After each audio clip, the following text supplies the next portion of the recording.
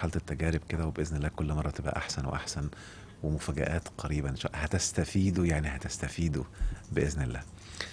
منتظر بس الإشارة إن شباب الإنستجرام بقوا معانا، وبعد كده هندخل نكمل مع بعض. أهلا بكم جميعا لكل الأحبة في كل الدول العربية اللي بيتابعونا، وكل الدول الأوروبية، وكل الأرض كلها بلا استثناء. ربنا يا رب يجعل كل أيامكم جنات ونعيم على الدوام. أنا خلاص هنا ظهرت أهو، عندي إن أنا طلعت على انستجرام بس لسه مفيش صورة. ها، إيه الأخبار؟ قولي. إن شاء الله يكون الصوت عندكم رائع، ونكون الصوت عندكم، الفيديو عندكم يكون رائع. طيب ده كلام رائع، حلو. أنا كده خلاص بقيت كمان، دخلنا كمان دلوقتي انستجرام. يا اهلا بكل الاحبه. ان شاء الله هنستكمل دلوقتي الجزء الثاني من الاساسيات ال14 اللي الانسان باذن الله لو فضل ماشي عليهم هيتذوق النعيم حرفيا، وهيعيشه بصوره رائعه. طيب، في ناس سألت كتير أسئلة، وخصوصا موضوع العدل، وما ينفعش يكون أسماء الله، وأنا كنت قاصد أرميها المرة اللي فاتت عشان ألخبط لك عقلك شوية. والنهاردة أنا بحب دايما كده أرمي الخبطة تلخبط لك الدنيا، وتلاقي الفيوزات ضربت كده، والأسلاك عملت لخبطة، وبعدين أجي بعد شوية كده أقوم موضح علشان تتعود إنك تتبين، يبدأ عقلك يعني يتأسس فيه المعلومات بصورة صحيحة. أنا عندي لسه في ترابل، صح كده؟ في الانستجرام. اه. طيب، المهم دلوقتي في حاجه دلوقتي عندي مش عارف ايه المشكله، فانا لو في حد بيسمعني انستجرام، لو في عندك مشكله ممكن تشوف بقى يوتيوب او تشوف فيسبوك. فالاجابات الاسئله هاخدها ان شاء الله بعد ما نخلص النقاط الرئيسيه. في 4 نقاط اتكلمت عنهم بسرعه جدا المره اللي فاتت، فالمره دي هركز عليهم بتعمق شويه علشان الاستفاده تكون مكتمله. وباذن الله هاخد الاسئله من الاسئله اللي انتوا بتقولوها الان على السوشيال ميديا، وعلى اللي حطيتوها على الصوره اللي نزلت على الفيسبوك وعلى الانستجرام. هقول نقطة رقم 11 اللي هو عيش اللحظة، أو العيش في هنا والآن. وقلتها سريعا كده إن الإنسان يعني الألم بيقل جدا، ويبدأ الإنسان ما يحسش بالألم لما يكون عايش اللحظة الحقيقية. ويمكن في بعض الأطباء كان عندهم بعض الاعتراضات، وإن في ريسبتورز وفي مستقبلات للإحساس والألم والكلام ده، لأن هما يعني عايز أقول المنهج العلمي المادي اللي هم اتربوا عليه، وانا متقبله ان اصلا دراستي اساسا كانت علميه، فكانت بالنسبه لي لخبطه في الاول، اول ما بدات ادخل في المجال ده، لغايه ما بدات افهم اللينك. عشان كده لو ركزتوا لما كنت عامل اللايف بتاع وهم الاستحقاق والاستحقاق الحقيقي، واتكلمت على موضوع الانسان اللي بيفكر تفكير لينير وتفكير نون لينير. فاذا عايز تفهم الوعي والمعلومات العلميه الدقيقه اللي تخليك عايش في جنة، مهم تكون بتفكر تفكير غير اللينير اللي هو ماشي في خط متصل متسلسل من غير شورت كاتس او حاجات ممكن تكون مش مفهومة بالنسبة لك. فالانسان اصلا لا يمكن يحس الالم النفسي، هنتكلم عن النفسي الاول بعد كده العضوي، طول ما هو عايش اللحظة الحالية. ليه؟ تخيلوا كده مثلا ان انا من ربع ساعة كنت مثلا بلعب لعبه كده، او بلعب في حته، قام واحد شاتمني فانا اتضايقت وزعلت.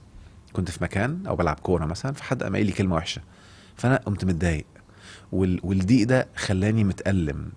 انا متألم الان عشان الشخص قال لي كلام سلبي.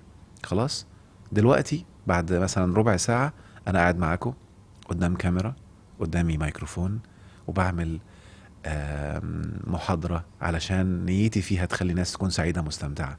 هو أنا وأنا بتكلم كده مركز الآن في ازاي اخليك سعيد، وازاي اخليك مبسوط ومستمتع، وازاي اخليك رايق. انا مركز الان هبقى عايش في ألم الراجل اللي شتمني او البنت اللي شتمتني، ده في الماضي. لو ركزت في اللحظة الحالية مستحيل تحس الألم. في ناس كتير بيبقى قاعد في البيت، قاعد على كرسي مريح، فهو مش مركز على ان الكرسي مريح، دي اللحظة الحالية. مش مركز انه ساند ظهره وظهره مرتاح ومستمتع. مش مركز انه ممكن يغمض عينه كده وياخد نفس مريح، ويحس الهواء وهو داخل في الرئتين، فيحس بطعمه ويستمتع. لكنه قاعد في البيت شايل هموم سنة وسنين ومشاكل مستقبل وماضي، وده اللي بيعمل ألم، ده الألم النفسي. فلو عشت اللحظة وركزت فيها هتفقد الإحساس بالألم النفسي نهائي، وهتبقى مستمتع. هنا بقى نيجي عند مستمتع يعني ايه؟ للأطباء والصيادلة ركزوا معايا، والناس العلميين اللي بيحبوا الكلام العلمي. أول ما تعيش اللحظة الحالية وتستمتع، في اندورفينز كتير جدا بتفرز في الدم، والاندورفينز دي بتقلل وبتخدر مراكز الألم. عارفين اللي بياخدوا مخدرات؟ المخدرات دي عبارة عن ايه؟ عبارة عن الاندورفينز الطبيعية اللي الجسم بيفرزها، ولكنها بتتاخد بصورة مصنعة، فبيلخبط الجسد وبيخليه يعمل اعتمادية. وخلاص الانستجرام اتظبط الان. اهلا بكل اهل الانستجرام، لو كانوا ما شافونيش من الاول تابعني بعد كده بقى على يوتيوب او فيسبوك. اللي بيحصل بقى ان لما بيحقن اللي بياخد مخدرات دايما تلاقيه ما عادش بيحس، وتلاقيه ممكن يتألم ويتجرح ويتعور ومش حاسس. ليه؟ بسبب الاندورفينز اللي في الدم دي، اللي هي بتخدر وبتقلل الاحساس بالالم. فلما تبقى سعيد وهذه الاندورفينز تفرز طبيعيا في الجسد من سعادتك، بتقلل حتى الالم العضوي، وبتخليك يعني حتى نسوة يوسف لم يشعروا بتقطيع اليد. وتقطيع اليد في القرآن مش معناها انها اتبترت، لا، تقطيع اليد اي حاجة بتعمل جرح فيزيكال في القرآن اسمها قطاعة، وجرح معنوي. يلا احنا خبطنا المرة اللي فاتت وانا مهدت وقلت يا جماعة اللي عايز فعلا يعيش النعيم لازم يكون مهيأ ان في ديناميت ناسف هينسف ما كان يظنه يوما ما بجد، ولكنه للأسف لا يمت للدين بصلة. فخلينا كده عشان نبدأ نستعد. المرة دي في تخبيطات كمان، أنا هعلي جرعة التخبيطات وانتوا حرين. ربنا يا رب يعني يتقبلها في ميزان يوم القيامة إن شاء الله. فخلينا نقول الأول كده دعاء أنا بحبه دايما، وهو ده اللي كان المعين لي علشان أحمي نفسي من آية كنت بعتبرها من الآيات اللي لازم توقف الإنسان قدام نفسه كل شوية. الذين ضل سعيهم في الحياة الدنيا وهم يحسبون أنهم يحسنون صنعا، أو يحسبون في القرآن دي اللي هي بالمعنى العام بتاعنا يظنون. هو فاكر أنه ماشي صح ولكنه ماشي في ضلال وعمال يخرب الدنيا. فالآية دي كانت دايما بتوقفني كل شوية. طب ما أنا ممكن أكون كده، ممكن أكون أنا من اللي ضل سعيهم في الحياة الدنيا وأنا فاكر أن أنا ماشي صح. فعملت حاجتين. أول حاجة كنت بقول اللي عايزكم تقولوا معايا دلوقتي: اللهم أرني الحق حقا وارزقني اتباعه.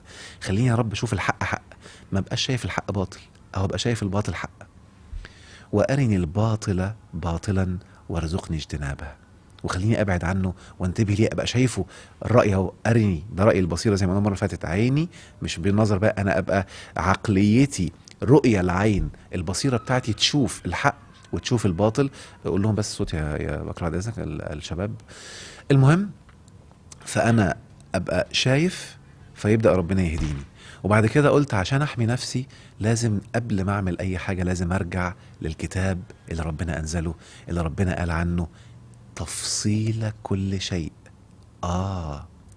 ده اللي بيتبع الموروث عنده مصيبة عكس الآية دي، ان القرآن مجمل بس ربنا بيقول عنه تفصيل كل شيء، تبيانا لكل شيء. فخليته هو المعيار بتاعي. فأول ما خليته المعيار بتاعي اكتشفت مصايب. واللي أنا بقوله ده لسه ما يجيش 1 على 1000 من اللي لو انتم مشيتوا في نفس الطريق إن شاء الله هتكتشفوه. وبإذن الله فعلا اللي عاوز يعيش النعيم بصدق لازم يكون جاهز لأعظم أنواع الجهاد، وهو الجهاد العقلي.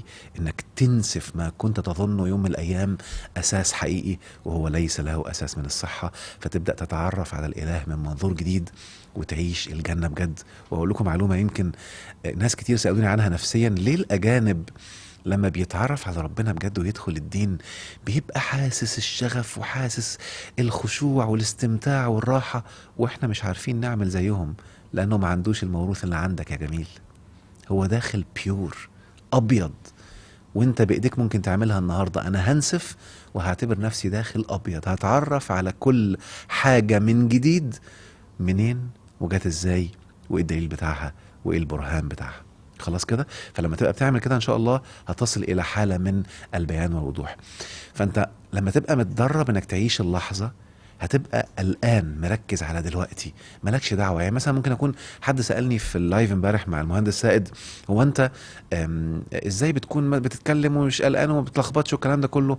عشان أنا الآن مركز إن أنا يا رب هتشوفني طول الوقت بنفع العباد، وبإذن الله أنا فخور ومستمتع إن أنا الآن بعمل حاجة هبقى رافع راسي بيها قدام ربنا يوم القيامة وقدام ملائكة. فده اللي أنا عايش فيه في اللحظة دي، فأنا بكون مستمتع، فبعمل كل اللي أقدر عليه من وجهة نظري يخلي الإنسان يكون شايف الصورة مستفيد ان شاء الله، حتى اضحك اهزر اطلع اعمل كوميديا اعمل بلياتشو، انا بكسر الصوره. يعني احنا بعد بكره تهييس الخميس، عاملين كل خميس كده تهييس.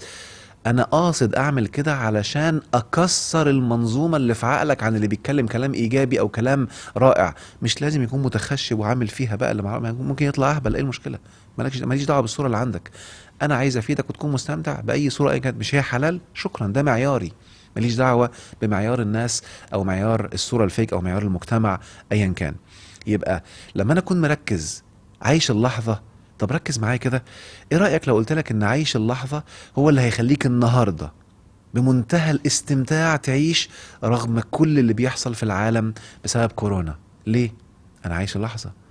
لو بص على الاخبار ولا ماليش دعوه يوم ما يبقى يجي لي واموت، خلاص انا عامل اللي عليا ومركز دلوقتي ان انا قاعدين في البيت، مفيش حد بنتعامل معاه، علشان نحمي الاسره بقدر اللي في ايدينا بالاسباب، وخلاص انا عايش اللحظه بقى دلوقتي، مركز في بيتي، عندي شغل بعمله، عندي مذاكره مع اولاد بعملها، بعمل مديتيشن اللي انا بعمله، بعمل عباداتي وبصلي وبعمل اللي ربنا امرني بيه، مركز عايش اللحظه، فانا مستمتع. فلما ببص او ادخل السوشيال ميديا الاقي ناس لسه مرعوبه، هو انتوا لسه عايشين في الوهم؟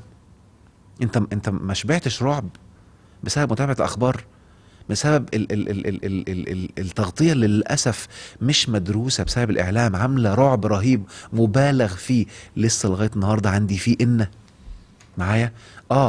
أنا مع إنك تكون محافظ على نفسك ومع إنك تكون ملتزم، ولكن في أنا مش فاهم فيها إيه بالصورة المبالغ فيها بالرعب والأعداد اللي مركزين عليها دي.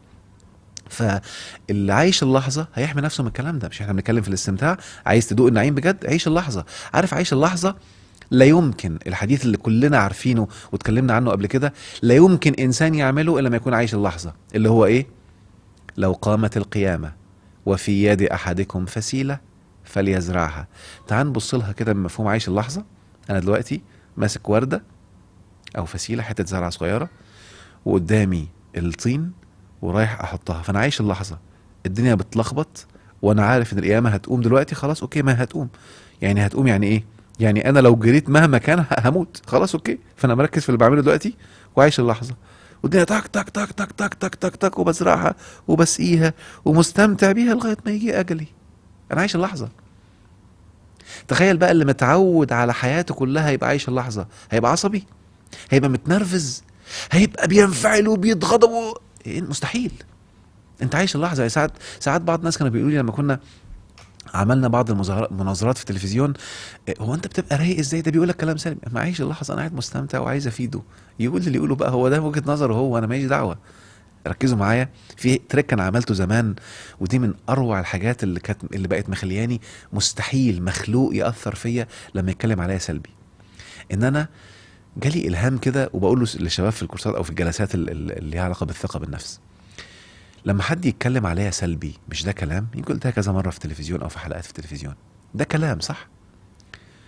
ولما ربنا في القرآن في كتابه يقول لقد كرمنا بني آدم، فهو يقصدني، ده كلام برضو. أنا هعلي كلام مين؟ أنا سأراعي كلام مين؟ حلو كده. ربي بيقول لي إن أنا مكرم، أنا مكرم يا رب لك الحمد، واللي قدامي بيقول لي أنت ابن تيت تيت تيت تيت. ها، أنا هعلي كلام مين؟ فأنا عايش اللحظة دوما في التركيز على الآية اللي ربنا قالها لي إن أنا مكرم.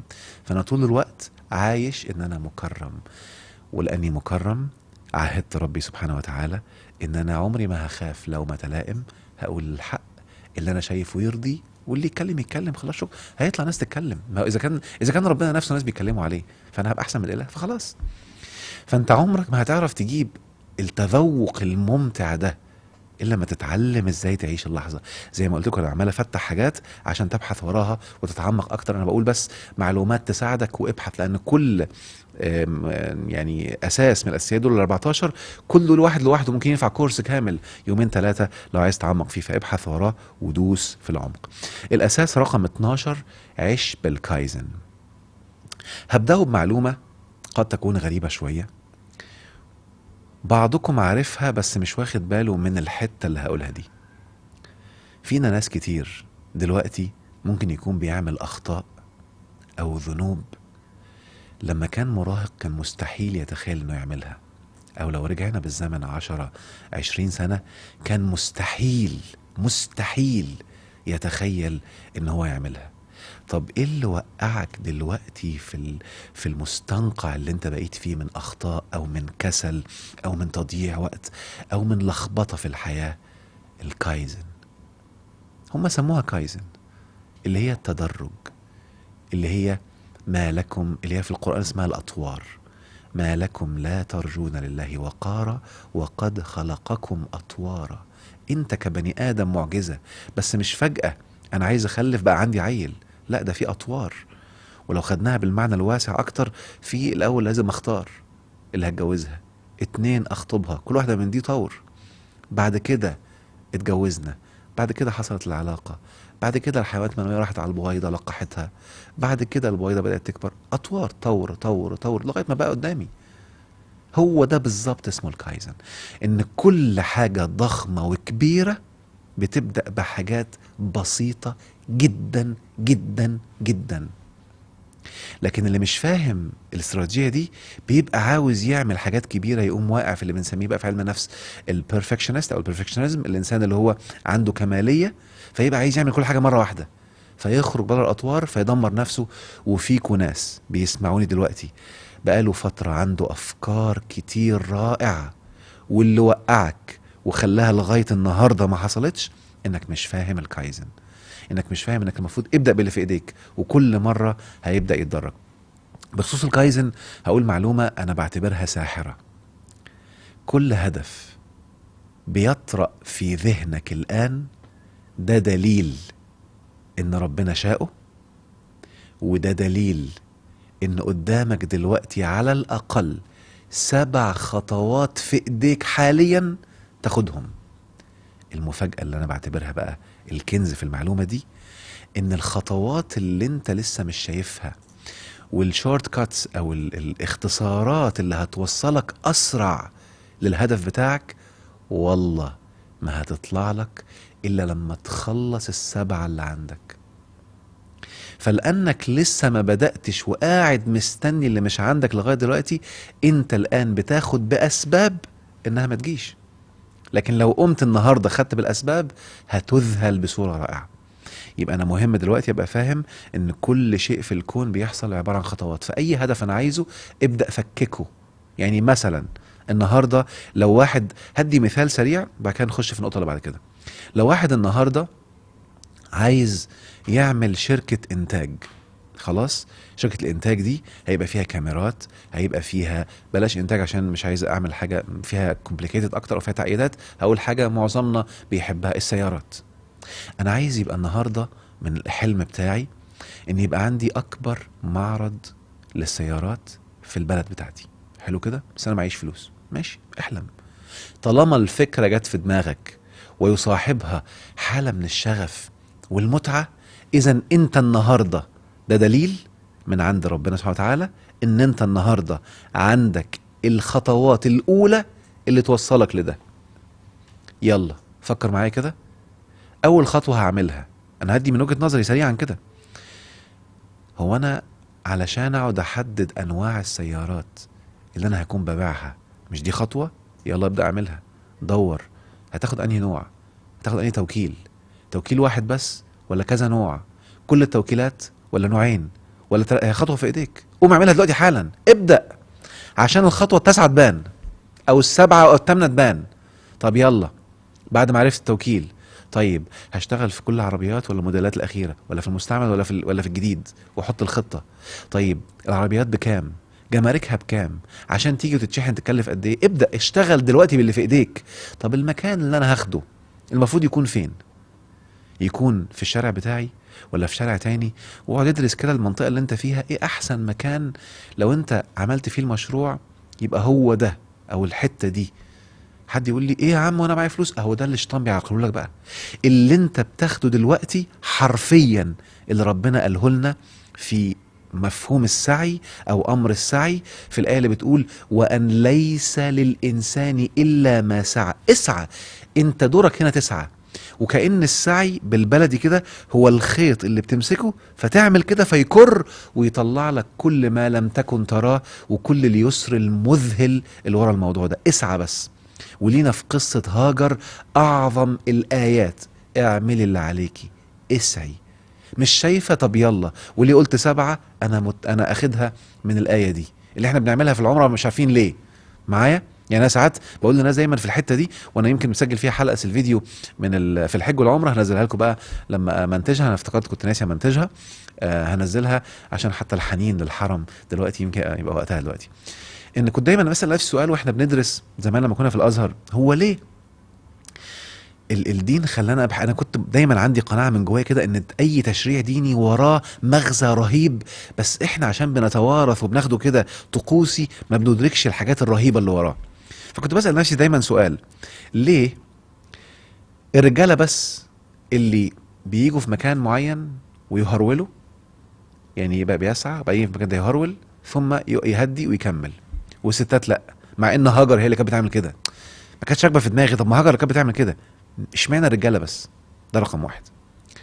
اقول لكم يبقى اكتشفت بعد كده ايه، واتحداكم يعني من فضل، مش عايز اقول اتحداكم، مش عايز اخش في ايجو، يعني ان من فضل الله مش هتلاقي الكلام ده الا قليل الا حضروا معايا. ده كان ده استنباط ربنا لما هداني ليه، كانت بالنسبه لي كشف رهيب، كشف لي حاجات في حياتي غير طبيعيه كنت اياميها في المشاكل، وده من احد الاسباب اللي خلتني اخرج من كل الديون اللي كانت عندي بمنتهى السرعه. الحته دي. حاجه تانية كمان، طب نفترض ان هاجر عملت كده، يعني هاجر نزلت تجري طول الوقت، ليه ما بنجريش طول الوقت؟ يعني هاجر اكيد كانت بتجري، طب ليه كانت بتهرول يعني من الجبل للجبل؟ طب ليه خلاها لنا في الحته دي بس؟ اسئله كانت شغلاني وما لقيتش حد، كل ما اسال حد ما يعرفش يجاوبني عليها. هو كده ده تشريع ربنا، هو ربنا اللي عايز كده. المهم اوكي انا مش معترض، بس عايز افهم عشان حتى اعملها بوعي. لغايه ما اكتشفت اكتشاف رهيب لما درست علم نفس. عشان كده انا بقول دايما الدين كله علم نفس، واللي مش دارس علم نفس خسر كتير. ويا سلام لو اللي بيتعمق في الدين يدرس علم نفس، هيبدع فوق ما تتخيلوا. اكتشفت ان السيدة هاجر في القصة كانت مؤمنة جدا. مؤمنة يعني ايه؟ لما سيدنا ابراهيم قال لها فقامت قايله له الله امرك بهذا؟ قال نعم. قالت اذا فلن يضيعنا. شفت الايمان ده؟ الايمان ده هيخلي واحدة عمالة تجري وهي مرعوبة ومخضوضة على ابنها؟ مستحيل. ده ايمان. انا متأكدة ان ربنا مش هيضيعنا، وان ربنا سبحانه وتعالى هيرزقنا. طيب متأكدة تقعد؟ لا، انا هعمل اللي عليا، لازم اكون بسعى. انا حتى يمكن عامل فيديو كرتون كده اسمه الانتظار من الشيطان، اللي قاعد مستني تعرف انك عبد للشيطان في الحتة دي. خلي بالك عبادة الشيطان مش زي ما الناس فاكرة، انت بتكون بتعبده انت مش واخد بالك، لانك بتنفذ اللي هو بيقولك عليه، دي عبادة. اللي بينفذ اوامر الله بيعبد الله، واللي بينفذ اوامر الشيطان دي عبادة الشيطان. خلاص. وبالتالي لما كانت قاعدة لوحدها وعايزة تجيب أكل، أنا واثقة إن ربنا أمرني، فقامت عشان تسعى. فطلعت على الجبل وبعدين بتدور باللي عليها، ما لقيتش، نزلت راحت الجبل تاني وهي مطمئنة وهادية. ركز معايا بقى، ده وجهة نظري، تصوري النفسي للموضوع. لما طلعت الجبل التاني تعمل اللي عليها، مفيش، مش لاقية، فنازلة. وهي ماشية الابن قاعد يعيط ويعيط عايز ياكل، فبغريزة الأم الإيمان هرب شوية والقلق والخوف على ابنها، فراحت قعدت تهرول تهرول تهرول المسافة دي لغاية ما فجأة فاقت. إيه يا هاجر، ربنا هيرزقني، هو أنا هقلق ليه؟ هو أنا هخاف وأجري ليه؟ اهدي يا هاجر. فراحت مهدية نفسها وتذكرت إن أنا لن أسمح للأحداث توترني، ولن أسمح للظروف تلخبطني وتجريني وأجري وأتسربع عشان ما هلخبط. أنا ههدى، أنا مطمئن، أنا واثق في سعي في الحياة اللي ربنا أمرني بيها. ربنا هيرزقني. والله يا أحداث الكون مهما تحصلوا، مهما تزيدوا، مهما تتكلبوا عليا، عمر ده ما هيقلل إيماني. وإذا توترت شوية لا يعني هبقى بقد المسافة اللي حصلت في المسعى، وهرجع تاني لحالة الاطمئنان والسعي بهدوء، لأني مطمئن إن ربنا هيرزقني. ادي اول فايدة. الفايدة التانية، ده هي طلعت على جبل، طلعت الجبل التاني، طب ليه راحت كمان مرة تالتة ورابعة وخمسة وستة وسبعة؟ واشمعنى 7؟ كأنها إشارة طول ما أنت بتعمل اللي في إيديك باللي أنت شايفه، مش منتظر. طبعا في الطاقة متعمق فيها أكتر بقى، ليه 7 وليه المدارات 7 والكلام ده كله، وليه سورة الفاتحة 7. المهم ده كله بقى لما درست طاقه كل ده تفصلي، عشان كده قلت لكم لازم تدرس طاقه. مش هينفع دلوقتي، ممكن في الحاجات الجايه او اللايفات الجايه احنا فاضيين مع بعض ان شاء الله، هنستفيدوا باذن الله. فلما اكتملت السبعه بقى حق على الله سبحانه وتعالى ان تحصل اللي احنا بنسميه، وطبعا دي بدعه معجزه معايا. فاللي حصل ان الابن دبدب على الارض ثانيه واحده، ده الابن عمل اللي عليه، وانا متاكد ان هيطلع الدبدبات ممكن تبقى 7 في تك تك تك تك، ويعيط بعيط بعيط لما عمل اللي عليه هو كمان واخد بالاسباب رغم انه طفل مفيش منطق في اللي بيعمله. اتفجرت الميه من تحت اقدامه. اعمل اللي عليك، اسعى، خد باللي في ايديك. مثال صارخ لام وطفلها، والاتنين عملوا اللي عليهم، من منظورها كأم، من منظوره كطفل بيدبدب. اعمل اللي عليك، اوعى تبقى قاعد مستني وحاطط ايدك على خدك.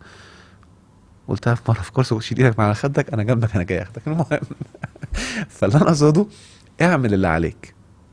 هتعمل اللي عليك، عايش اللحظه، ماشي بالكايزن، خطوه خطوه خطوه، ستصل الى اللي عمرك ما كنت تتخيل في يوم من الايام انك توصل له، ولا اللي حواليك يكونوا متخيلينه. مهم تكون مركز كده ومنطلق، وده من السعي. فربنا يوفقك يا رب ان شاء الله. ده كانت وجهه نظري في موضوع عايش الكايزن. ابحثوا بقى واقروا ويركزوا فيها، واحرص دايما لما تعمل سيرش لو لقيت كتب تدفع ثمنها عشان تكون بتاخد المعلومه بالحلال، ما تنزلش حاجات بالحرام من غير اذن اصحابها، لان في حاجات مسروقه كتير موجوده في الكلام ده كله. رقم 13، التصور الذهني كتابه في قدرك. يعني ايه الكلام ده؟ اكتبوها كده، رقم 13، التصور الذهني كتابه في قدرك. يعني ايه؟ في حاجة اسمها قدر مجمل، حاجة اسمها قدر خاص، القدر بتاعك انت. وانا عامل فيهم 2 أو 3 في اليوتيوب في سيلفيديو. شوفوا بقى سيلفيديو دلوقتي بروقان تاني كده، هتلاقي المواضيع بتتفتح في ذهنك ان شاء الله. القدر ربنا كاتبه اللي هو المقدار. يعني بصوا كده الحديث، عشان كده بقول دايما وركزوا في الآية دي، في المقولة دي، الله يهديكم. الدين هو النص، وفهم البشر للنص مش دين. انا ليه بخبط في الموروث بقوة؟ علشان احنا واقعين في افهام بشر، مش الكلام الاصلي. الكلام الاصلي محطوط، وعشان نفهمه يقول لك لا افهمه بفهمهم. هي دي الكارثة. طب افرض فهمه غلط، انا مش بني ادم مع احترامي ليه؟ هو انا لما اقول ممكن يكون غلطان هي دي مشكله؟ هو انا كده بقلل منه وانا بطعن على الكلمه الحلوه اللي بيقولها؟ هو انا عمال ماسك سكينه وبديله في بطنه يعني؟ ممكن يبقى غلطان، ايه المشكله يعني؟ وبالتالي مهم افهم. عشان كده مهم ارجع للنص كل شويه عشان اراجع كان الفهم عندهم صح ولا غلط. ما ممكن العلم اللي عندنا الان يطلع لنا معلومات تدي فهم اعلى بكتير من اللي كانوا فاهمينه، مع احترامهم وتجليلهم لانهم عملوا اللي عليهم بالفهم اللي عندهم. وبالتالي لما انا النهارده الاقي مثلا النص بيقول ايه، ان ابن ادم لما ينفخ فيه الروح في بطن امه يكتب شقي او سعيد. للاسف فهموها فهم مدمر في الموروث. وعشان كده زي ما قلت لكم انتبهوا، وانا بشرح لكم النهارده هتفهموا ليه انا الكلام ده كله عدى عليا وعمل مصايب في حياتي، فانا بحميك من سنين من المعاناه بسبب الفهم اللي فيه مصايب ده. وطبعا مش هقصد كده ان الموروث كله غلط، لا، ده انت لازم تكون فاهم ان في مصايب وبلاوي وفي روائع وكنوز، فانت تخش بملقاط تطلع الكنوز، مش تاخده كله كده. تاكلون التراث اكلا لما كله على بعضه كده، لا، تاخد المفيد وتسيب الباقي.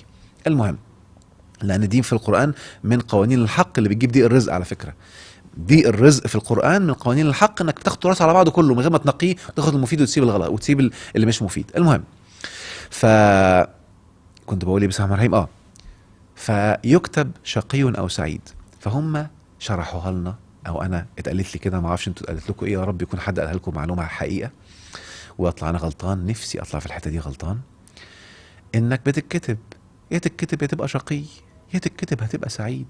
فنهارك بقى فل لو كتبت انك تبقى تعيس او شقي.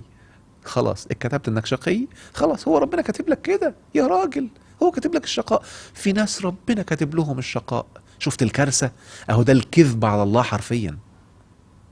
لكن اللي بيتكتب يا استاذي العظيم، انا مره حتى سالت نفسي سؤال، هو ينفع اله الكون، انا اسف استغفر العظيم يا رب، يعني هقول جمله كده هي لا تليق لله، ويا رب يغفر لي لو هي غلط، بس انا عايزك تبقى واضحه بالنسبه لك. هو ينفع ربنا يكون بيشتغلنا، يعني بيلعب بينا استغفر العظيم يا رب، يعني يكتب واحد شقي، كتبه شقي، وينزله في القرآن، فمن تبع هدايا فلا يضل ولا يشقى؟ يعني بيشتغلنا يعني مثلا؟ يعني في ايه؟ بيقول لي في الكتاب اللي هيتبع هدايا مش هيضل ولا هيشقى، وكاتب واحد شقي؟ ايه ده؟ في حاجة غلط. اتاري يا باشا المعنى ان بيتكتب شقي او سعيد، الاتنين مكتوبين.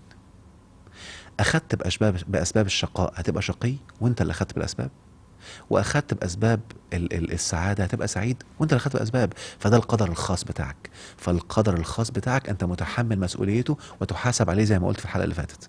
حلو كده. وبالتالي عشان كده ربنا قال فاما من اعطى، بيقول لك الحق اهو، اما من اعطى واتقى وصدق بالحسنى. وكل دول ممكن اتكلم فيهم ساعتين، لان الموضوع انسى اللي في الموروث خالص معايا. انا عملت فيها ابحاث كتير لغايه ما وصلت لها الحمد لله، وزي ما قلت بشرحها في كورس اختراق المجال الطاقي. المجال الطاقي معناها مجالات طاقيه فيها سلبي وفيها ايجابي، واحنا ليه بنكون محبوسين في مجال كل شويه مشاكل مشاكل مشاكل مشاكل؟ ليه انسان بيجي له السلبي كتير والايجابي بصعوبه؟ انا شارحها بتفصيل عشان كده مسميه اختراق المجال الطاقي. مجالات كتير فانا بخترقها من السلبي الى الايجابي بمنتهى القوه، وما فهمتهاش برضه لما فهمت الطاقه، لان مجالات غير مرئيه لازم تكون فاهمها. ليه انت كل شويه بيجي لك مشاكل بسهوله؟ اذا انت في مجال طاقي غير مرئي سلبي.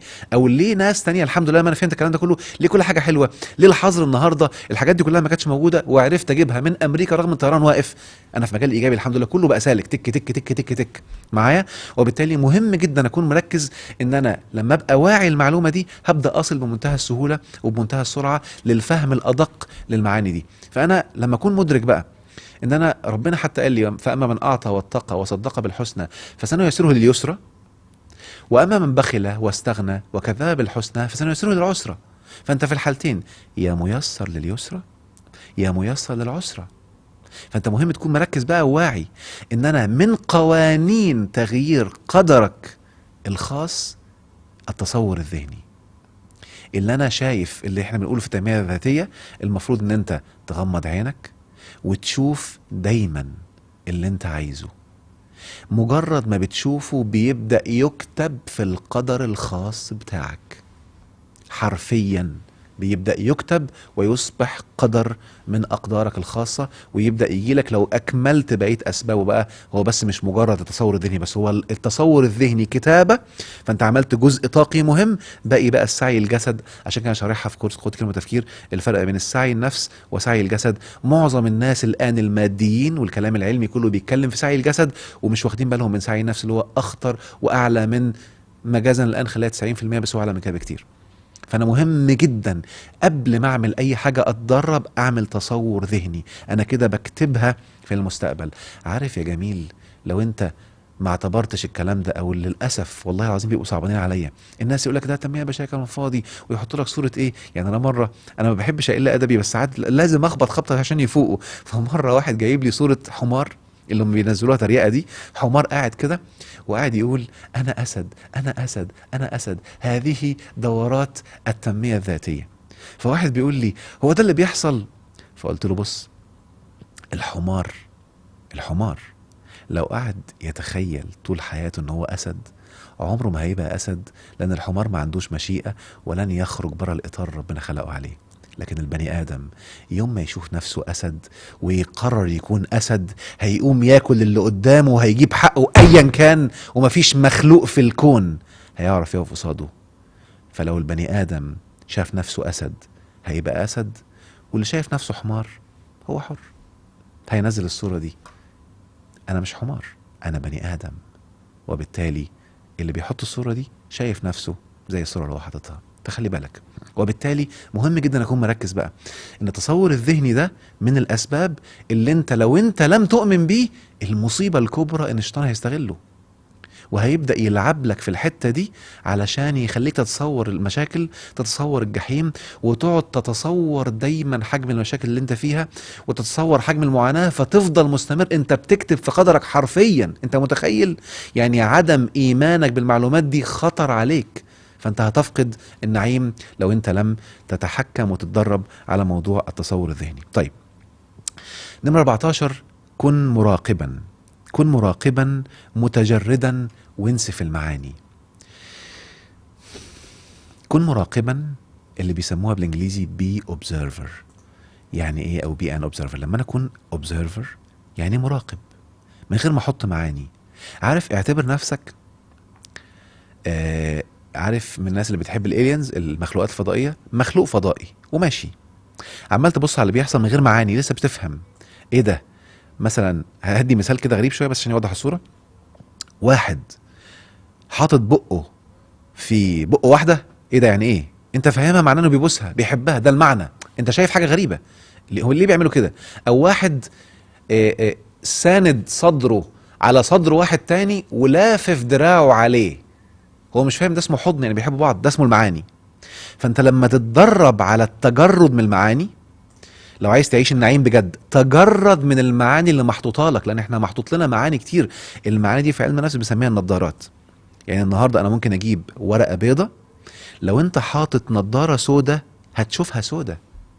المعاني دي هي اللي بتخرب. المعاني بقى دي اللي هي في القرآن ربنا مسميها تزيين الشيطان، ان يقعد يزين لك الصوره فتشوفها حلوه. دي طبعا احد المعنى او احد الدلالات في القران لموضوع تزيين الشيطان. خلاص، ان انا ابقى بعمل حاجات غلط وشايفها صح. يعني هديك مثال بسيط، ربنا امرنا في القران ان احنا نعفو، حلو كده. ايه رايك لو قلت لك ان في ناس كتير جدا مش قادرين يعفوا، لان العفو من احد اهم اسباب العيش في النعيم، لما اتكلمت على العفو والصفح. طيب مش قادر يعفو ليه؟ عشان المعنى. ايه هو المعنى؟ هيشوفوني ضعيف، هيشوفوني غلبان، هيسوقوا فيها، ما انا عملت كتير وما جبتش نتيجة، ما تغيروش. دي اسمها كلها معاني. لو انت تجردت من هذه المعاني اللي الشيطان زين لك بيها عدم الصفح وعدم العفو، هتعمل العفو. هو ربنا امرني بالعفو هعمله، مش هحط معنى، انا هعفو هسامح. توظف المعاني، انا متجرد ماليش دعوه بالمعاني. طب النهارده يلا سمعت بني ادم، يلا ممكن حد النهارده يدخل اللايف بتاعنا ما سمعش مثلا اللايف اللي فات، ده بيطعن في المعرفش ايه. ده الشيطان بيخش بسرعه يحط لك معاني تخليك ما تستفدش. ابعد عنه، الحق ده مراته مش محجبه، ابعد، اتصدم، يا سقطت الاقنعه، انا كنت بحترم. حط معاني معاني معاني، ابعد. فانت بتحرم نفسك من فوائد مذهله بالمعاني. عايز اقول لك معلومه بقى، اتباع الشيطان هم اساتذه في المعاني. المعاني لما تكون على بشر احنا ربنا مسميها الاحكام. ما تحطش حكم على حد، لا تصنفه ولا تحط حكم عليه، خلي بالك، ولا تحط حكم عليه لا ايجابي ولا سلبي. لان بتوع داعش مثلا حاطين معاني للناس بتوعهم ان هم يوحى اليهم ان هم بيغلطوش، فيقول له روح ولع في نفسك وفجر الدنيا وهتخش الجنه، بيصدقوا. ليه؟ هو حاطط معنى كبير. اقول لكم على سر والله، يعني انا يمكن بفصح عنه دايما في الدورات اللي بيحضرها الشباب، بتعامل معاهم بقرب كده، وبنكون في حاله كده بين القرب غير طبيعيه معاهم، فبطلع لهم كده بعض الاسرار اللي انا بعملها. انا احيانا لما بنزل حاجه على السوشيال ميديا والاقي مدح مدح مدح وناس عماله تمدح و اقوم متعمد عشان المعنى ما يتبنيش، لان انا مش عايز اهاجم في الموروث اللي اله بشر زمان، اقوم مأله نفسي دلوقتي. اقوم طالع متعمد اعمل حاجه في العرف المجتمعي هبله او عبيطه عشان اكسر لك المعنى ده. انا ما تحطليش في اي تصنيف. ممكن اطلع اهبل، ممكن اطلع عبيط ومتخلف، ممكن. انا مره كنت فين يا ربي؟ كنت في حفله وقدامي ناس بترقص وقدامي كاسه خمره، قمت متصور. يلا اهو اللي عمال يكلمك في دي ممكن يبقى في مكان فيه خمره. فكر في كلامه، هشككك فيا. ممكن اكون بعمل اي حاجه. فكر في الكلام اللي بيتقال، اوعى تأله بني ادم، اوعى تضخمه، اوعى تديله معنى كبير قوي ولا معنى سيء. وخلي بالك بقى، اللي بيحط المعاني دي اللي في الدين اسمها المطففين، اللي طبعا في الموروث المعنى متغير جدا. انك ممكن بني ادم ميزانه تبقى عندك عالي، ففجأة الشيطان يحط لك معنى تقوم هوب مطفف الميزان بتاعه، يلا سقط الاقنعه، انت كده مطفف، بتستحق الويل. روح بقى اقرا تاني بقى سوره المطففين بروقان وافهم المعاني بتاعتها متجرده من اللي الموروث حطه في اذهانكم عن المعنى بتاعها. خلاص، لان في الكيل والميزان، الكيل معناه التجاره، والميزان ميزان الناس جواك، وبالتالي مهم كل انواع الميزان بقى. وبالتالي الشيطان بقى ساعات يخليك تطفف نفسك. يعني ايه؟ انك تعمل غلطة فتشوف نفسك وحش، انا فاشل. انت كده مطففين، انت بتخرب الدنيا، انت خسفت بميزانك الارض عشان غلطة عملتها، ولا حد شافك بتعمل مشكلة يقوم داخل الشيطان بسرعة مطفف ميزانك انت كمان فيخرب لك الدنيا.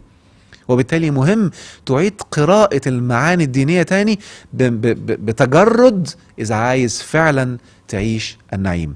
وده كان المبدأ ال14 اللي عايز بإذن الله يعيش النعيم. يا رب يرزقكم النعيم ويرزقكم السعادة والجنة وتعيشوا دايما في جنات ونعيم على الدوام. كده خلصنا الجزء اللي كنت عايز اتكلم فيه ال14 نقطة. في بقى كذا سؤال شباب طرحوهم الفترة امبارح في او اليومين اللي فاتوا لما نزلنا البوست على الانستغرام والفيسبوك، فهجاوبهم بسرعة، فاستعدوا لبعض الصدمات. انا اسف بس انا ما بعرفش يعني انا لازم انسف، عشان صدقوني لن تستطيع أن تعيش النعيم ثانية واحدة كده إلا لما تتبع ملة إبراهيم اللي هي كسر الأصنام.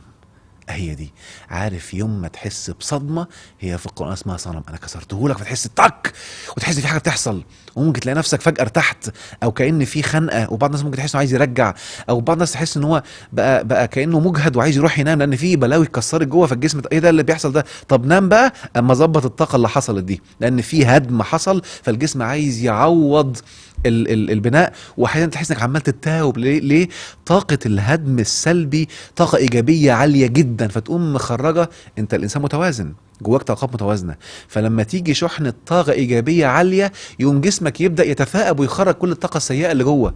فيقوم حد يقول لك ايه؟ اوبا محسود، اوبا حد عامل لك عمل. يا عم طب ما انت لو قريت قران، يعني ساعات بعض الناس للاسف اللي شغالين في الموضوع ده كله فاهمين طاقه، للاسف الله يسامحهم بيستخدموها غلط.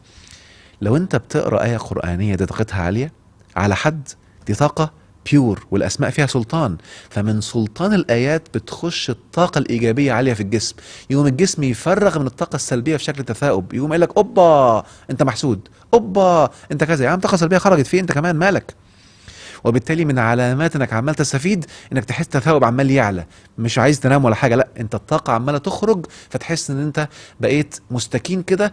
ولو انت الطاقه كانت عندك سلبيه قوي والطاقه ايجابيه دخلت اكتر، بتحس كانك ياه تقلت وعايز تروح تنام وتروح في نوم عميق، وهتقوم مرتاح وفريش بصوره رائعه. فانت مهم جدا تكون مستعد بقى، في شويه صدمات حلوه جايه بعد شويه علشان نزود الموضوع افاده ان شاء الله. طيب انا بس معلش الاسئله بتاعتكم انا عمال اشوفها سريعا، بس انا هحاول لان انا قعدت اقرا كل الاسئله اللي اتحطت، هاخد اكتر افاده منهم، ولو في وقت كمان في الاخر هاخد من اللي موجودين على الفيسبوك اهم على اليوتيوب شايفهم هنا، وعلى الانستجرام هنا، وعلى الفيسبوك. طيب الموضوع بتاع العدل، وموضوع ان ما ينفعش اسمي الله باسم العدل. بصوا بقى، في قاعده مهمه جدا لازم تكون فاهمها، ان كتاب الله هو الحق. كلمة حق معناها لا يمكن يكون في أدنى شك في إن هو يكون في حرف فيه متغير اسمه حق. خلاص؟ طيب لو أنا سمعت القرآن وبعدين وأنا عمال أقوله اتلخبطت أو قلت آية بمعناها، كده خرجت من الحق لأن دخلت المعنى بتاعي. فكل كلام بشر ما ينفعش يبقى اسمه حق. كل كلام جاي من الإله في شكل وحي بالنص بالتشكيل بالأصوات اللي هي الضم والأصوات بتاعتها والطول والمد والكلام ده كله، ده اسمه حق. خلاص؟ فالقرآن هو الحق، عشان كده هو آخر كتاب نزل بالشكل اللي كل الأنبياء كانوا بياخدوا منه وبيقولوه لأتباعهم باللهجات بتاعتهم. خلاص كده؟ عشان كده الكتب السماوية كانت زي مثلا الإنجيل والتوراة كانوا بلغات تانية وممكن تترجم عادي، لكن ربنا نزل الكتاب الحق عشان تبقى عندك المعيار اللي تعرف بيه. وعلى فكرة كل الكتب السماوية في إطار واحد إلا الرتوش البسيطة اللي دخلت في كل كتاب، دي ممكن نتكلم فيها بعدين بتفصيل في حلقة مفصلة. طيب هتلاقي بقى الكلام اللي جه قصص وحكايات وأيام وتفاصيل، قول لهم يا بكر الصوت، وتفاصيل من أحاديث مثلا للرسول صلى الله عليه وسلم أو للصحابة، فدي قيلت من لسان بني آدم عن لسان بني آدم تاني، فالنصوص بتتغير والمعنى بيتغير، وتلاقي رواية ورواية تانية ورواية تالتة. فكنا زمان بندرس، أنا معرفش ليه الآن ما عادش موجودة، كنا بندرس أن القرآن قطعي الثبوت ظني الدلالة والأحاديث النبوية ظنية الثبوت ظنية الدلالة. أنا ما عنديش دليل قاطع 100% الآن إنها اتقالت، لكن القرآن ممكن أبقى أعمل فيه حلقة بإذن الله بالتفصيل. كل يوم ربنا بيطلع لنا دليل قاطع عقلي علمي مادي يبين لك إن هو حق، وأنا عملت فيها أبحاث كتير، أنا نفسي كنت عايز أتأكد في يوم من الأيام، ممكن أتكلم فيها بعدين. فليه بقول التمهيد ده؟ علشان اللي ربنا بيقوله عن نفسه في القرآن هو الحق، وهو العلم الحقيقي، العلم اللي انا اقدر اقول انا جالي علم بيه معايا، وده احد انواع العلم، العلم اللي جاي بالوحي. حلو كده؟ طيب ركز معايا بقى. في واحدة انا هبعت لها مسج النهاردة بعد اللايف ان شاء الله، وليها مني كورس هدية. بعتت رسالة وانا شفتها على الانستجرام وعلى الفيسبوك، وبعتت لي كمان حتى على السناب شات. يا دكتور، ربنا بيقول في القرآن: ولا تقولوا لما تصف ألسنتكم الكذب هذا حلال وهذا حرام. انت ليه قلت ان اسم العدل حرام؟ المفروض تكون دقيق، وانت بتعلمنا الدقة، فالمفروض تقول انه غلط او ما يصحش، لكن ما تقولش حرام. فانا هقول لها حاضر، ان انت بتفكري كده رائع، وان انت حطيتي عندك سيستم في عقلك يخليكي تبقي متوازنة ممتاز، بس ليه بقى ما كملتيهوش ورحتي بحثتي في القرآن عن الحرام عشان تشوفي هي حرام ولا مش حرام؟ هو مش ربنا قال في القرآن: إنما حرم ربي الفواحش ما ظهر منها وما بطن والإثم والبغي بغير الحق وأن تشركوا بالله ما لم ينزل به سلطانا وأن تقولوا على الله ما لا تعلمون؟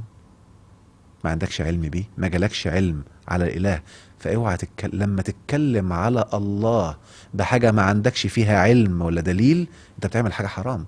للأسف اللي بيتكلم في دي ما بيقولش المعلومة دي، بيقعدوا معظمهم بيتكلم كده. عشان كده انا لما قعدت ابحث بنفسي في حاجات حرام كتير خطيرة جدا ما حدش بيتكلم فيها. حرام، عارف يعني ايه حرام؟ بيخرب الدنيا. ومن اظلم ممن افترى على الله كذبا، ده بيضلم حياته، بيخرب الطاقة انك تقول كلمة على الله مش حق هو ما قالهاش عن نفسه.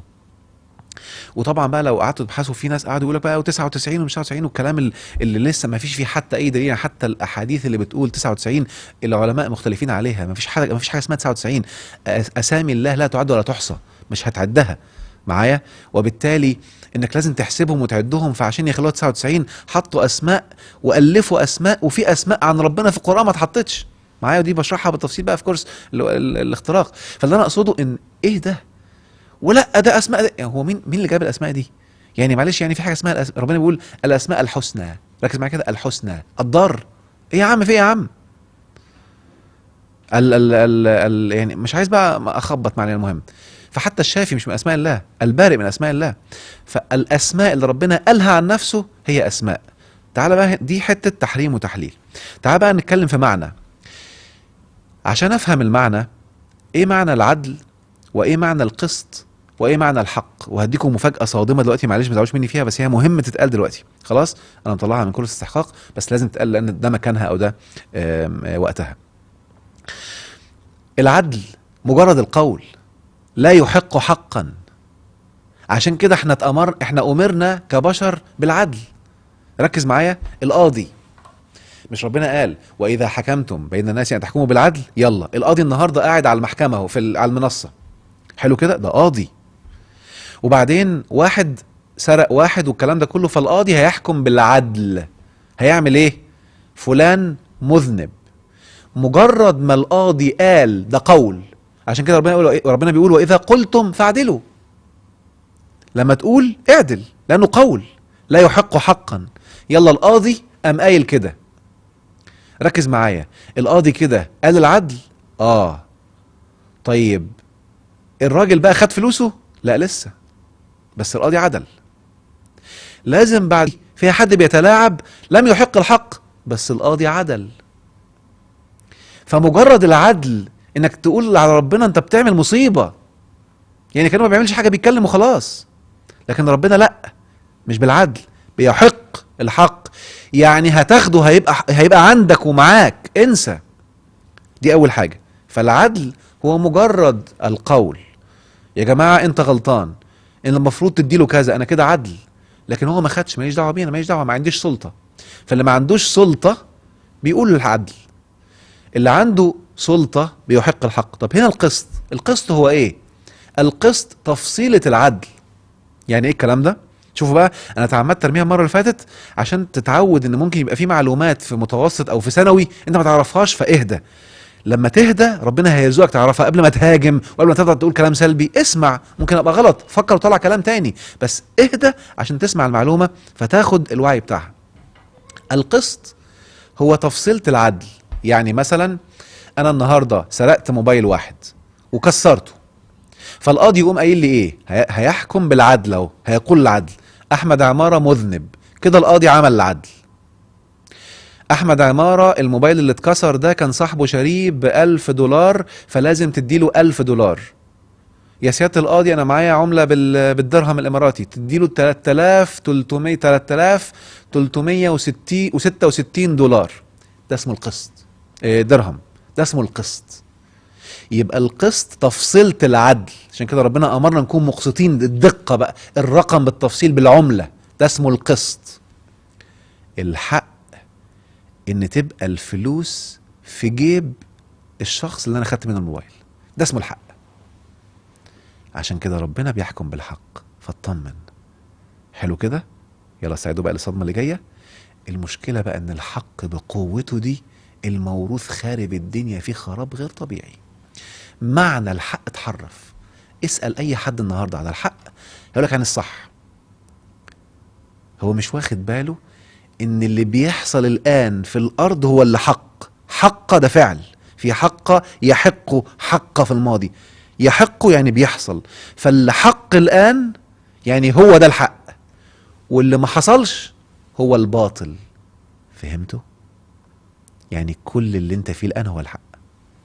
يعني مثلا انا النهارده لو شربت ازازة خمرة الوعي سيبطل والتوهان والسكر سيحق. فانا الان سكران، ده الحق. ايه؟ ما هو غلط، ما هو ده الحق بس غلط. فالحق ملوش علاقة بالصح والغلط، الحق له علاقة بوقوع القوانين. فتسمع في الموروث بقى ربنا سبحانه وتعالى بيمكن للباطل، والتخاريف اللي ملهاش اي معنى دي، يعني لعب لعب لعب، يمكن للباطل ويطيل للباطل. ايه البلاوي دي؟ اللي بطل بطل، فاللي مكانه هو الحق. فيا أمة الإسلام، الحق الآن إن انتوا تكونوا أسوأ أمة ضعيفة، الناس عمالة تتكالب عليكم من كل اتجاه. ده الحق. يوم ما تاخدوا بأسباب الحق. زمان ما كانش فيه موروث فيه بلاوي زرقاء ولا فيه لعب، وكانوا بيسمعوا بيطلعوا كنوز رهيبة. ما كانش حد بيهاجم اللي بيفكر ولا بيكفروا ولا بيهاجموا بالطعن ولا الكلام الفاضي ده. التهم بقت جاهزة دلوقتي، فبقينا من أسوأ الأمم، أو بقوا اللي بيعملوا كده من أسوأ الأمم. يعني برضو في مقولة بتتقال دايما يقولك إيه؟ أمة اقرأ لا تقرأ. بقول له تعالى هنا يا حبيبي، الموروث ده كارثة. اللي بيقرأ مش من أمة اقرأ أصلا. بالله عليك بس اهدى. مفيش حاجة، أصل مفيش جمعية اسمها أمة اقرأ وهم مش بيقروا. لا يا حبيبي، من لا يقرأ مش من أمة اقرأ أصلا. فبالله عليك انتبه كده. خلاص؟ زي برضو مش عايز أخصدمك بس يلا علينا، اللي مش مسلم بالمعنى القرآني عند ربنا مش مسلم. اقعد قول الشهادتين للصبح وقول اللي انت عايزه اللي قالوا لك في الموروث، انت عند ربنا مش مسلم. فبالله عليك اهدى معايا، راجع حساباتك تاني. ممكن نتكلم فيها بعدين طالما انا قلتها بقى عشان ما اخوفكش، هتكلم فيها بعدين ان شاء الله في حلقة تانية. بس في قوانين حق، لو انت لم تنصر انت عند ربنا مش مؤمن. ده قوانين حق، وبالتالي مهم تكون واعي بقى. خلاص كده؟ مهم تكون واعي لان في لعب كتير. هقولك تيست كده روح تعمله، والله انا عايز اقوله بحب، ويا رب لو احد المتحدثين في الدين بيسمعني ما يزعلش مني، بس انا عايز اقولها عشان انت كمان تسمعها وتبقى بتطور اكتر وانت بتخاطب الشباب. لو سألتوا اي حد بيتكلم في دين النهاردة قول له بس كده، في آية في القرآن بتقول بسم الله الرحمن الرحيم: من المؤمنين رجال صدقوا ما عاهدوا الله عليه فمنهم من قضى نحبه ومنهم من ينتظر وما بدلوا تبديلا. اسأل اي حد بس كده، قضى نحبه هيقولك مات. ايه الكارثة؟ هو حد تدبر وحطها في كتابه انه مات وكله خد منها عشان ما عندهمش اوبشن، ما ممكن يكون غلطان. فالكل بقى بيردد الكلام ده كله لان هي مناهج بتدرس. وبالتالي هو بيسمع اللي حفظه. ما انا كنت في الازهر وعارف بنسمع اللي في الكتب، ولو خرجت بره الكتاب تبقى مصيبه تتهاجم. طب يلا بقى، هو انت حضرتك ما تعرفش حديث نبوي؟ وانا اتصدمت حتى لما بحثت وطلعته بيشرح الايه دي. لما الصحابه راحوا ويعملوا سيرش عليه، لما الصحابه، ومش هقول لكم اسم، ام سيدنا محمد قام قايل مين السائل اللي كان بيسال على من قضى نحبه؟ قال له انا. قام قايل له هذا ممن قضى نحبه. يعني مش ميت ولا حاجه، ده عايش ورايق وعايش معاهم كمان. وقضى نحبه لما قعدت اتدبر وادور معناها صدق ربنا في الوعد فصدقه الله ان يعيش الجنه في الارض. عشان كده بكرر تاني، لازم لو عايز تعيش النعيم تكون مؤهل وجاهز لصدمات كتير علشان تنسف الديناميت القديم وتقدر تعيش النعيم بمنتهى القوة. ولو سمعت كلمة انت مش فاهمها ولا من شخص، لا تحط ليبل، كن متجرد عشان ربنا يهديك تعرف المعنى الحقيقي الصح من غير ما تكون ضعت او ضليت. طيب في حد برضو كان سائل سؤال تاني بيقول ايه، يعني المعلومات المجانية ما نسمعهاش؟ لا يا حبيبي، هو انا النهاردة مثلا لو انا حد عزمني في اكلة مجانة مش هروح اكل؟ لو النهاردة في مائدة رحمن وفي مكان وعزموني عليها مش هاكل؟ ايه المشكلة؟ هشكر ربنا على اليسر والرزق اللي ببلاش اللي جالي، بس انا مش اكلي طول حياتي منه. مش طول حياتي نازل بروح بيوت ناس اكل بالحلال بالمجان او بقى بشحت منهم اكل، ولا طول الوقت عمال اكلي كله بقى لي 20 سنه من الحلال، من من المجان، من بيوت الناس بقى، ولا عمال الف وادور على المطاعم والنبي اديني سندوتش، ولا انزل قول معايا الموائد الرحمن. لا، يبقى انا ما ينفعش. خلي بالك، اي حاجه بتخش الجسم اسمها اكل في القران، تاكلون اموال الناس بالباطل، ده اسمه اكل. المعلومات اكل. ما ينفعش اكلك المعلومات يبقى كله مجاني وتقول عايز ابقى حياتي جنه وابقى ملياردير. ازاي يا حبيبي؟ اللي بياكل مجاني هيفضل في درجه من ادنى الدرجات. واكيد جربت نفسك، كم المعلومات اللي خدتها في حياتك بقالك كام سنه مجاني، والله ما هتخليك ملياردير. اذا عايز تاخد بقى الحاجه اللي تخليك عايش النعيم، دور وسافر. يعني احنا ساعات كنا بنسافر، والله العلي العظيم، ساعات مره يبقى كورس ثمنه $1000 وانا مسافر تكلفه السفر كلها $12000. السفر بالطيران بالفنادق بالاكل بالشرب بكل الكلام ده 12000، والكورس $1000 عشان اخد المعنى ده واخد المعلومه دي. فتستحق بعدها تعيش النعيم. لكن اللي عايش كده، مش هقول لك غلط، بس انا بتكلم اللي عايز يعيش النعيم، ما ينفعش يبقى كل اكله العلمي فتات من الصدقات بتاعت الناس. ما كل اللي بيطلع معلومه بيصدق، ما انا بتصدق دلوقتي على المعلومات اللي عندي عشان ربنا يوفقني. لكن ما ينفعش يبقى انت كل حياتك كده. انا كمان بسمع ناس وباخد صدقاتهم، انا كمان في المجاني بلاقيه قدامي، بس مش حياتي كلها كده. وبالتالي اسمع المجاني، اشكر ربنا عليه، طبقه عشان تبدا تتدرج. تبدا يا سيدي في كورسات بفلوس ان شاء الله 10 جنيه $5. اتعود. عارف لو انت اشتريت مره كورس ب5 بعد كده ب10 زي ما شرحنا امبارح بقى، تتدرج، ثم 15 ثم 20، ستهدى ل1000 و2000. انت دخلت التراك، هتبدا كل شويه تزداد فوق ما تتخيل. انا عايز اقول لكم معلومه، في رجال اعمال عشان اقعد معاه قاعده يوصل لحاجه تحل له مشكله في الشغل بتاعه، ممكن يدفع لي في جلسه ساعه $20,000، بس بكون متفق معاه ان بعد الجلسه المشكله اللي عندك هتتحل. انا هدي لك فاليو اعلى من الرقم اللي انت واخده. اوعى تفكر ان المليارديرات دول كلهم كده عادي، لا، هو بيشتري الخبره. ما هو لو قعد يجرب واخد وقت هياخد وقت اللي انا خدته. ما انا بقى طب اوفرك الوقت، انا قعدت اسافر واعمل، تعالى هديهولك تك تك، فيد واستفيد. لو عايز تكون ناجح ومستمتع زي ما اتفقنا، زي ما قلنا امبارح، اللي عايز يعمل بيزنس بقى يعمل شغل، انت ايه الفاليو اللي بتقدمه؟ انت قدمت فاليو، خد مقابلها. وبالتالي مهم جدا تكون واعي ان انا عادي ان انا اخد الحاجه المجانيه، ولكن ما بقاش حياتي كلها عايشه بيها. بيقولوا لي باقي 3 دقايق. حاضر. في حد قاعد بيقول ايه، طيب انا بتعلم ولكني مش بستفيد من اللي انا اتعلمته، انا باخد دلوقتي من اللايف. ما هو حبيبي اسمعني، هقول كلمه بالله عليكم، الجذب، انت بتجذب اللي انت عايشه مش اللي انت عايزه. يعني ايه الكلام ده؟ لو انت برمجت عقلك انك عمال تدخل معلومات تدخل معلومات تدخل معلومات ما بتطبقهاش، هيتبرمج الكون بتاعك ان انت المعلومات دي ملهاش اخراج. فانت كده بتفعل الجذب عندك ان المعلومات تدخل وما تخرجش. انا عامل محاضره مجانيه كامله هتلاقوها في الاكاديميه، اكاديميه عماره academy.com او عماره-academy.com، لبعض الدول اللي فيها بعض المشاكل في الموقع ما بيفتحش بسهوله. هتلاقي محاضره اسمها كده المعلومه اما لك او عليك. محاضره كانت 2.5 ساعة تقريبا في معرض الشارقه للكتاب الدولي. شرح بالتفصيل المعلومات وازاي تخليها واقع والكلام ده كله، محاضره طويله اسمها بروقان. المهم برمج عقلك ان انا المعلومه ممكن اخد معلومات كتير، حلو خدها اكتبها في دفتر، ويلا بقى انا كل فتره هاخد معلومه واحولها لواقع، واللي بعدها يوم يتبرمج عقلك المعلومه اللي خدتها بقت واقع، خدتها بقت واقع، فالجذب عندك يتحرك ان المعلومات تبقى واقع بسرعه. لان في ناس بنقابلهم واخدين كورسات رهيبه، يا دكتور انا والله العظيم ده انا واخد عندك 5 كورسات. اقول له للاسف يلا العار، لو انا اقدر اعرف كده والله العظيم اسحبه منك وارجع لك فلوسك. ليه ما بتطبقش؟ يا فرحتي خدت كام كورس، طبقت كام كورس وحصلت على النتائج؟ ده المعيار اللي عندي. طبقت المعلومة وحصلت على النتائج، ولا طبقتها وحطيتها في الدولاب يا جميل؟ انا كده هختم، ربنا يوفقكم يا رب ان شاء الله، ويجعل كل ايامكم جنات ونعيم. سعدت من القلب ان انا عملت معاكم اللايف ده على مرحلتين عشان يبقى الافاده اكبر، ولا زلت اسعد. انا هحط جدول على الفيسبوك وعلى الانستجرام دلوقتي باللايفات الجايه. انا شبه كل يوم عندي لايف ما عدا الجمعه والسبت، واخدهم اجازه كده مع العائله. فباذن الله اللايفات الجايه انا عمال اتفنن في فنانين كتير باعتين لي، انا عمال اتفنن دلوقتي الفنانين بحسب مين اللي بيتابعهم، اطفال شباب صغيرين مراهقين، ماليش دعوه فنان بيعمل ايه فيهم، هم عايزين يفيدوا. فالفتره الجايه في لايفات كتير مع فنانين كتير جدا، مع كتاب، مع علماء، مع ناس ما حدش يعرفهم وعندهم فاليوز رهيبه ان شاء الله. في افاده في الحظر مع احمد عماره، هتستفيد يعني هتستفيد ان شاء الله. جعل الله كل ايامكم جنات ونعيم. احمد عماره.